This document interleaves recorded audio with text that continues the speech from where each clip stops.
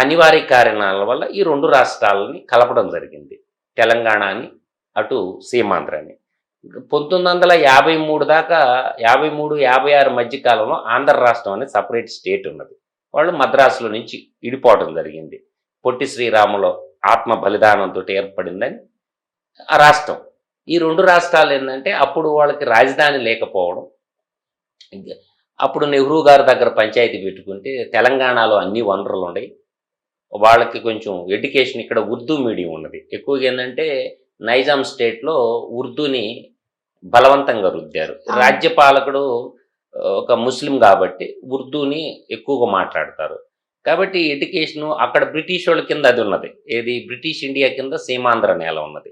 British India కింద సీమాంధ్ర నేల ఉన్నప్పుడు ఏం జరిగిందంటే అక్కడ ఇంగ్లీష్ కొంచెం నేర్చుకున్నారు. కొంచెం చదువులు ఇంగ్లీష్ మీడియంలో చదువుకోవటం, కొంచెం టెక్నికల్ మద్రాస్ స్టేట్కి పోయి చదువుకోవటం వల్ల సినిమా రంగం కానీ అన్నీ కూడా మద్రాసులో ఉన్నాయి.